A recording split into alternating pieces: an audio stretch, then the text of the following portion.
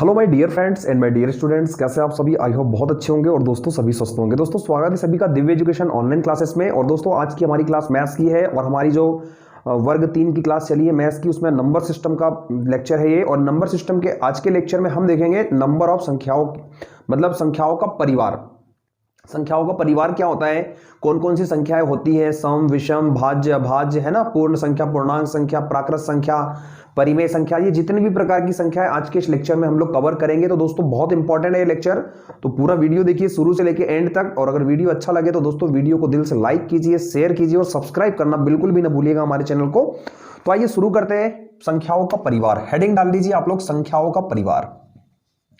संख्याओं का परिवार, है ना, फैमिली ऑफ नंबर्स। दोस्तों सबसे पहले अगर संख्याओं के परिवार की बात करें तो सबसे पहले हम लेते हैं नेचुरल नंबर, या जिसको हम कहते हैं प्राकृत संख्या। प्राकृत संख्या तो क्या होती है प्राकृत संख्या? नेचुरल नंबर कौन से होते हैं? तो दोस्तों आप लोग जानते भी होंगे कुछ लोग, और जो नहीं जानते हैं आज सारी संख्याओं को जान जाएंगे। तो प्राकृत संख्या क्या होती है, मैं यहां सीधा उदाहरण लिखता हूं। प्राकृत संख्या वे संख्याएं, या आप कह सकते हैं गिनती की सभी संख्याएं, गिनती की सभी संख्याएं जो होती है प्राकृत संख्याएं होती है।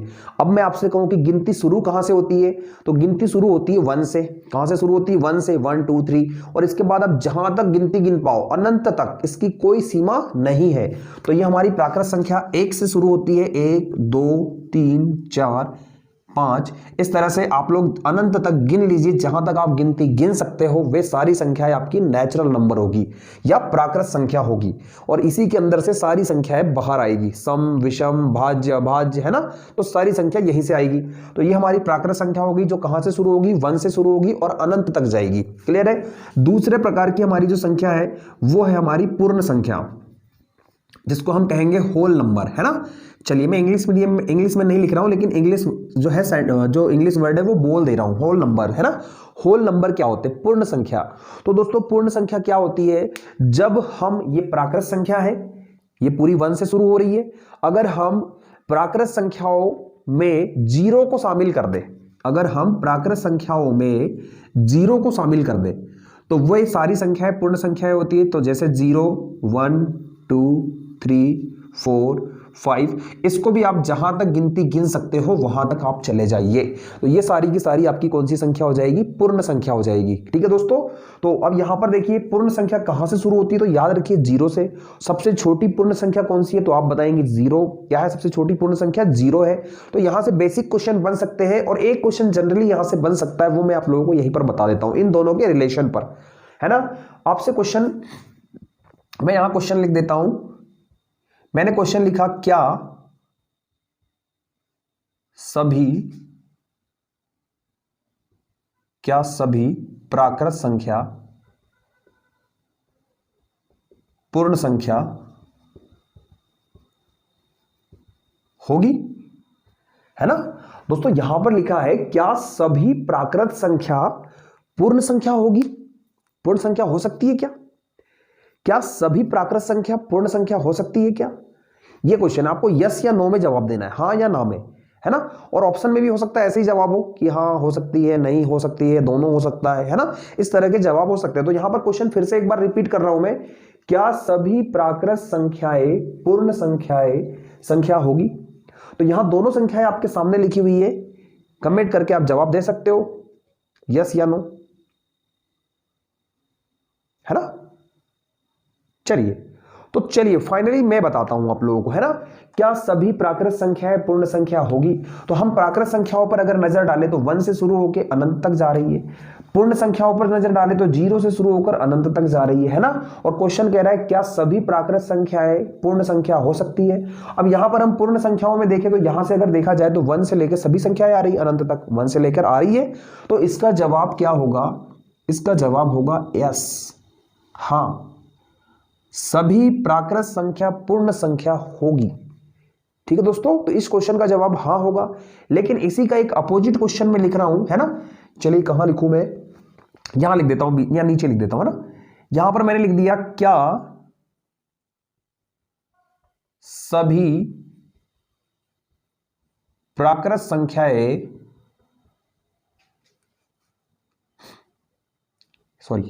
क्या सभी पूर्ण संख्याएं प्राकृत संख्या होगी। अब दोस्तों देखिए उल्टा हो गया क्वेश्चन, जस्ट रिवर्स हो गया है ना, उल्टा क्वेश्चन हो गया। क्या सभी पूर्ण संख्याएं प्राकृत हो सकती है क्या? क्या सभी पूर्ण संख्याएं प्राकृत होगी क्या? अब देखो पूर्ण संख्या जीरो से शुरू होती है, कहां से? जीरो से, और जबकि प्राकृत संख्या में जीरो नहीं आता। क्या नहीं आता? जीरो नहीं आता। तो इसका मतलब यह हुआ कि सभी पूर्ण संख्याएं प्राकृत संख्या नहीं हो सकती। क्या नहीं हो सकती? नहीं हो सकती। सभी पूर्ण संख्याओं की बात कर रहा है और पूर्ण संख्याओं में जीरो आता है जबकि प्राकृत संख्या में जीरो नहीं है। इसका मतलब इस क्वेश्चन का आंसर होगा नो, नेवर, मतलब कभी नहीं, है ना। तो सभी पूर्ण संख्याएं प्राकृत नहीं हो सकती, जबकि सभी प्राकृत संख्याएं पूर्ण संख्याएं हो सकती है। तो इसका आंसर नहीं होगा, इसका आंसर हाँ होगा। क्लियर दोस्तों? तो ये दो क्वेश्चन आप लोगों के यहां से तैयार हो गए और ये क्वेश्चन अक्सर पूछे जाते हैं। बहुत सारे एग्जाम्स में मैंने देखा है कि इस तरह के क्वेश्चन प्राकृत और पूर्ण संख्याओं पर रिलेट करके पूछ लिए जाते हैं थ्योरी रूप में, है ना। तो आइए आगे चलते हैं हम अगले नंबर्स की ओर। इसको आप लोग नोट कर लीजिए, स्क्रीनशॉट ले लीजिए, जैसे भी आपको नोट करना है ना। नोट्स बनाते हुए चलिए आप लोग तो बहुत अच्छा रहेगा। आइए नेक्स्ट नंबर हमारा आता है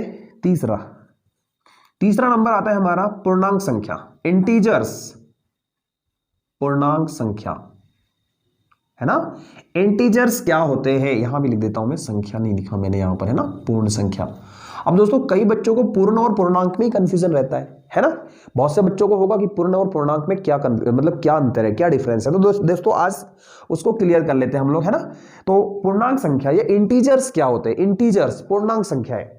तो दोस्तों याद रखिए, सीधे सीधे शब्दों में अगर कहा जाए तो एग्जाम्पल लिखता हूं मैं, है ना, एग्जाम्पल से आप लोगों को याद रहेगा। पूर्णांक संख्या या इंटीजर्स, इसको आप सीधा सीधा कहें तो पूर्णांक संख्या धनात्मक भी होती है और ऋणात्मक भी होती है। पूर्णांक संख्या पॉजिटिव भी होगी और नेगेटिव भी होगी, या फिर दूसरे शब्दों में कहें तो जीरो से बड़ी और जीरो से छोटी सारी संख्याएं क्या होगी? पूर्णांक संख्या होती है। अब आपको यहां एग्जांपल लिख देता हूं मैं। तो जीरो भी एक पूर्णांक है।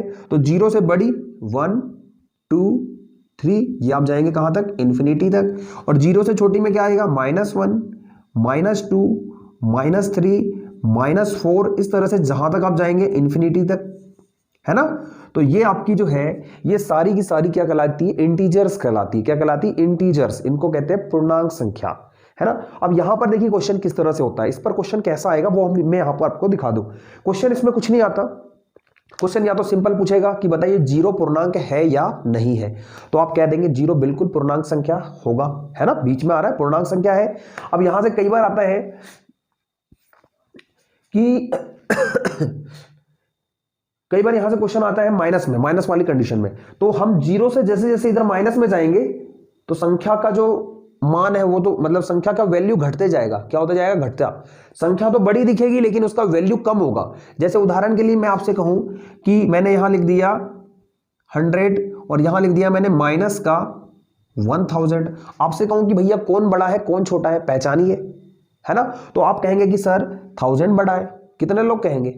कोई नहीं कहेगा। भैया माइनस में है, ये काय में है? माइनस में। और माइनस में जितनी बड़ी संख्या होती है उसका वैल्यू उतना छोटा होता है, उतना छोटा होता है। तो यहां पर छोटा कौन है? यहां पर छोटा है माइनस का 1000 और बड़ा कौन है? मतलब प्लस का 100। अगर मान लीजिए मैंने आपके सामने इसके सामने भी माइनस लगा दिया, अब कौन बड़ा है और कौन छोटा है बताइए मुझे? कौन बड़ा है कौन छोटा है? यहां भी माइनस यहां भी माइनस। तो दोस्तों याद रखिए अब ये बड़ा हो जाएगा क्योंकि इसका वैल्यू क्या है? कम है, और इसका वैल्यू ज्यादा है। 1000 है, मतलब जीरो से ज्यादा दूर है। जीरो से जैसे जैसे दूर जाएंगे संख्या का वैल्यू घटते जाएगा, लेकिन जो संख्या लिख रहे हैं आप वो बड़ी होती जाएगी, लेकिन उसका वैल्यू क्या होता जाएगा? वैल्यू कम होता जाएगा। तो ये याद रखिए आप लोग, ये कई बार क्वेश्चन पूछ लिए जाते हैं कि निम्न में से कौन बड़ा है कौन छोटा है। चलिए, और एक क्वेश्चन कई बार ये भी आ जाता है कि बताइए जीरो से, या गिनने के लिए आ जाता है पूर्णांक संख्या, है ना, पूर्णांक संख्या गिनने के लिए आ जाता है, तो गिन सकते हैं आप लोग। जीरो याद रखिए, जीरो जो है पूर्णांक होता है। क्या होता है? जीरो पूर्णांक होगा। चलिए, तो ये हो गई आपकी पूर्णांक संख्या। आई होप समझ में आ गई आप लोगों को पूर्णांक संख्या, या तीनों संख्या है। स्क्रीनशॉट ले लीजिए। चौथी संख्या की ओर चलते हैं। जो संख्या ले रहे हैं हम लोग, हम ले रहे हैं विषम संख्या। या जिसको हम ऑड नंबर भी कहते हैं, क्या कहते हैं, विषम संख्या। तो दोस्तों इनमें मैं ज़्यादा टाइम नहीं लूंगा क्योंकि बहुत से बच्चे हैं जानते हैं ऑलरेडी। तो विषम संख्या क्या होती है? वे संख्याएं जिनमें 2 का भाग नहीं जाता हो, वे संख्याएं जिसमें 2 का पूरा पूरा भाग नहीं जाता है, सारी की सारी विषम संख्याएं हैं। 1 हो सकती है, 1 से शुरू होती है, 3, 5, 7, 9, 11, 13, इस तरह से जिसमें 2 का भाग नहीं जाएगा वो सारी की सारी क्या होगी? विषम संख्या। और विषम संख्याओं के बीच का जो डिफरेंस है हमेशा सेम होता है। क्या होता है? सेम। एक चीज याद रखिए, 2 विषम संख्याओं को प्लस करने पर हमेशा एक सम संख्या प्राप्त होती है ना? कोई भी 2 विषम संख्याओं को अगर आप प्लस करेंगे तो हमेशा सम संख्या प्राप्त होगी। चलिए 1 मिनट, कॉल आ गया। हाँ, कोई प्रॉब्लम नहीं।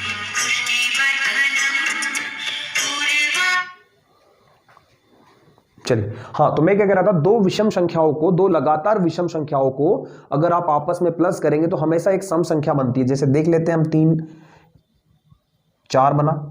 जैसे मैंने 5 और 7 ले लिया तो कितना बन गया? 5, 7, 12 बन गया। मैंने 9 और 11 ले लिया तो ये बन गया 20। मतलब हमेशा एक सम संख्या प्राप्त होती है, तो ये याद रखेंगे आप लोग। चलिए अब आते हैं हम सम संख्या पर, या इसको कहेंगे हम even number. Even number, even number क्या होता है? जस्ट इसका उल्टा, विषम का उल्टा। वे संख्या है जिसमें 2 का पूरा पूरा भाग चला जाए, 2 से पूरा पूरा भाग चला जाए, कोई भी शेषफल ना बचे, वे सारी की सारी विषम संख्याएं होती है। उदाहरण के लिए विषम संख्या अगर शुरू होती है तो ये होती है 2 से। 2, 4, 6, 8, 10, 12, इस तरह से ये सारी की सारी आपकी क्या हो जाएगी? विषम संख्याएं, सॉरी, सम संख्याएं हो जाएगी। क्या हो जाएगी? सम संख्याएं, जिनमें 2 का पूरा पूरा भाग चला जाए। ठीक है दोस्तों, तो ये सारी की सारी आपकी सम संख्याएं होगी। अब दोस्तों यहां पर आप याद रखिए, कई लोगों को कंफ्यूजन होता है कि सर जीरो सम है या विषम है, मतलब जीरो क्या है? जीरो को भी कई लोग सम मानते हैं।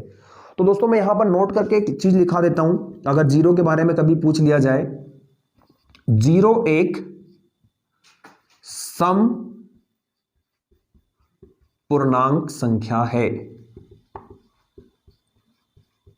देखो यहां पर लिखने का मतलब क्या, देखिए इसका, ये बहुत अच्छे से क्लियर कर लीजिए इसको। यहां पर जीरो एक सम पूर्णांक संख्या है, सम संख्या नहीं है, सम संख्या नहीं बोलेंगे। अगर आपको बोलना है तो आप इसे सम पूर्णांक संख्या कह सकते हो। ओके दोस्तों, तो ये याद रखेंगे जीरो के बारे में। तो जीरो एक सम पूर्णांक संख्या है, लेकिन सम संख्या की अगर बात की जाए तो सम संख्या 2 से शुरू होगी। कहां से? 2 से शुरू होगी, और सबसे छोटी सम संख्या भी 2 ही होगी। पर कभी ऐसा आया कि सम पूर्णांक संख्या बताइए, तो जीरो। सम पूर्णांक संख्या कौन सा है? जीरो। क्लियर दोस्तों? बाकी भी पूर्णांक है, सम पूर्णांक है, लेकिन जीरो के लिए जो अगर आया तो जीरो एक सम पूर्णांक संख्या है। आइए नेक्स्ट देखिए, नेक्स्ट संख्या हमारी आती है, नेक्स्ट संख्या हम लोग ले लेते हैं, सम हो गया, विषम हो गया। अब हम ले लेते हैं भाज्य संख्या। भाज्य संख्या या यौगिक संख्या, इसको यौगिक संख्या भी कहते हैं। क्या कहते हैं? यौगिक संख्या, कंपोजिट नंबर, इंग्लिश में कहेंगे कंपोजिट नंबर। क्या कहेंगे इसे? Composite number. ठीक है, तो आइए भाज्य संख्या समझते हैं हम लोग क्या है, या कंपोजिट नंबर क्या है वो देखेंगे हम लोग। आइए दोस्तों, भाज्य संख्या, भाज्य मतलब होता है भाजना, मतलब जिसमें पूरा पूरा भाग चला जाए। तो इसको अगर सीधे शब्दों में इसकी डेफिनेशन कहा जाए तो वे सारी संख्याएं भाज्य संख्या है, वे सारी संख्याएं भाज्य संख्या होगी जो एक को छोड़कर, शर्त होगी एक को छोड़कर, वन को छोड़कर, एक को छोड़कर किसी भी संख्या से पूर्णतः डिवाइड हो जाए, जिसमें किसी भी अन्य संख्याओं का पूरा पूरा भाग चला जाए, वे भाज्य संख्या होती है।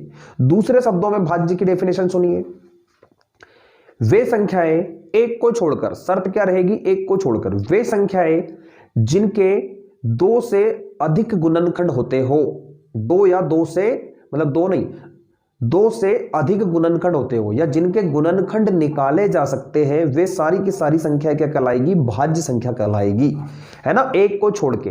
तो अब यहां पर आपसे कहा जाए कि भैया पहली भाज्य संख्या बताइए मुझे, तो कई लोग जो है पहली भाज्य संख्या 1 बोल देते हैं, लेकिन 1 को छोड़कर यहां पर जो भी डेफिनेशन होगी भाज्य की और अभाज्य की, 1 को छोड़कर, एक ना तो भाज्य है ना ही अभाज्य है, ये याद रखिए आप लोग।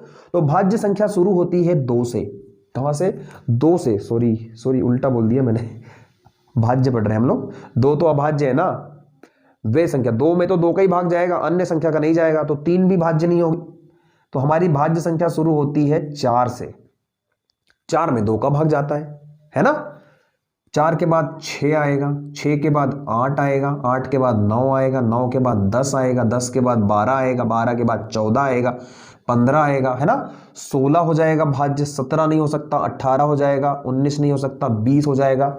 तो ये वे संख्याएं हैं जिनके गुणनखंड भी निकाले जा सकते हैं 2 या 2 से अधिक, और साथ में क्या है, इनमें अन्य किसी भी संख्याओं का भाग जा सकता है। तो ये सारी की सारी भाज्य संख्याएं होगी, एक को छोड़ के, एक न तो भाज्य है ना ही अभाज्य है। ठीक है दोस्तों, चलिए उम्मीद करता हूं यहां तक सारी संख्या क्लियर है आप लोगों को। तो चलिए फटाफट एक लास्ट संख्या भी हम लोग देख लेते हैं, लास्ट नंबर जो कि अभाज्य है और काफी इंपॉर्टेंट संख्या है अभाज्य संख्या, बहुत सारे क्वेश्चन वहां से रिलेट करेंगे।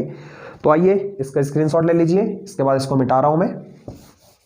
अगली संख्या है हमारी अभाज्य संख्या या रूढ़ संख्या के नाम से भी इसे जाना जाता है, रूढ़ संख्या, या इसको प्राइम नंबर कहेंगे हम अंग्रेजी में, क्या कहेंगे, प्राइम नंबर, है ना।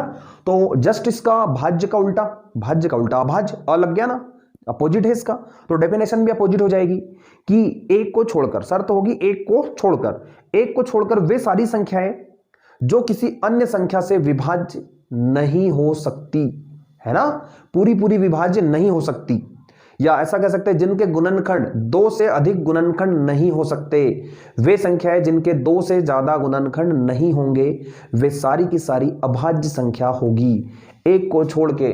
तो अभाज्य संख्या की शुरुआत होती है दोस्तों 2 से, 2, 3, 5, 7, कई लोगों को लगता है 9 भी है, 9 नहीं हो सकती, 9 में 3 का भाग जाता है, तो 7 के बाद सीधा 11, 13, 13 के बाद 17, 17 के बाद 19, 23, है ना। इस तरह से देख लेंगे आप, 23 के बाद आ जाएगा आपका 29, 29 के बाद आ जाएगा 31, 31 के बाद आ जाएगा आपका 37, 37 के बाद 41, 41 के बाद आ जाएगा आपका 43, 43 के बाद आ जाएगा आपका 40, 51 नहीं हो सकता, 52, 50, 53, 59, 61, 67, और इसके बाद अगर जाएं आगे तो 71, 73, 79, 79 के बाद अगर आगे जाएं तो ये हो जाएगा हमारा 83, 89, 93, 97। तो दोस्तों इस तरह से मैंने 100 तक पूरी अभाज्य संख्या लिख दी है जहां तक है। तो 100 तक जो है ना, 1 से लेके 100 तक 25 अभाज्य संख्या होती है। टोटल कितनी होती है? 25। देख लेते हैं कि नहीं 25। 1 2 3 4 5 6 7 8 9 10 11 12 13 14 15 16 17 18 19 20 21 22 23 24 25 पूरी 25 संख्याएं हैं। तो दोस्तों ये कुछ आप लोगों को नोट करके यहाँ पर पॉइंट याद रखने हैं जो कि अभाज्य संख्याओं से डायरेक्टली क्वेश्चन आते हैं। सबसे पहला जो है पॉइंट, सबसे छोटी अभाज्य संख्या, सबसे छोटी अभाज्य और सम, दो क्वालिटीज है इसमें, अभाज्य और सम। सबसे छोटी अभाज्य और सम संख्या तो वो आपकी क्या है? तो वो है 2। 2 सबसे छोटी अभाज्य संख्या भी है और सम संख्या भी है। 2 के अलावा बाकी जितनी अभाज्य संख्या आएगी, जितनी भी आएगी, सारी की सारी विषम संख्या होगी। क्या होगी? विषम संख्या। लेकिन 2 एक ऐसा नंबर है जो सबसे छोटा अभाज्य है लेकिन साथ में क्या है? सम भी है। तो ये एक अपवादित संख्या है ना। दूसरा पॉइंट आप याद रखेंगे, दूसरा पॉइंट याद रखिए, 3 अंकों की सबसे छोटी अभाज्य संख्या तो वो होती है दोस्तों 101, है ना। तीसरा, 3 अंकों की यहां से सबसे बड़ी अभाज्य संख्या तो वो होती है 997, है ना। तो ये याद रखेंगे आप लोग। इसके अलावा 4 अंकों की भी आ जाती है कई बार, 4 अंकों की सबसे छोटी अभाज्य संख्या तो याद रखिए ये होती है 1009। क्या होती है? 1009 सबसे छोटी अभाज्य संख्या होगी 4 अंकों में। अब दोस्तों यहां पर अगले कुछ जो पॉइंट्स है वो मैं आप लोगों को, इसका स्क्रीनशॉट ले लीजिए आप लोग, ये आप लोगों को इतना तो याद रखना है। इसके अलावा आपको याद रखना है, चलिए इतना नोट करिए, उसके बाद बताता हूं मैं। अभाज्य संख्याओं से रिलेटेड पहला याद रखना है 1 से 100 के बीच, 1 से 100 के बीच कुल अभाज्य संख्या वो की संख्या है ना। तो ये याद रखिए 25। उसके अलावा आपको याद रखना है 1 से 50 के बीच, है ना, ये पूरा नहीं लिख रहा हूं मैं। तो 1 से 50 के बीच कुल 15 अभाज्य संख्या होती है। 1 से 25 के बीच, तो 1 से 25 के बीच कुल 9 अभाज्य संख्या होती है। ठीक है दोस्तों। इसके अलावा 1 से 200 के बीच, ये भी याद रख लीजिए आप लोग एक आंकड़ा, तो ये होती है कुल 46 अभाज्य संख्या। कितनी होती है? 46 अभाज्य संख्या होगी 1 से 200 के बीच। तो ये कुछ आप लोग सीधे सीधे याद रखेंगे, इन पे सीधे सीधे क्वेश्चंस बनते हैं जो कि आप लोगों को काम आएंगे। चलिए दोस्तों, आज का वीडियो काफी लंबा हो चुका है। उम्मीद करता हूं दोस्तों आज का वीडियो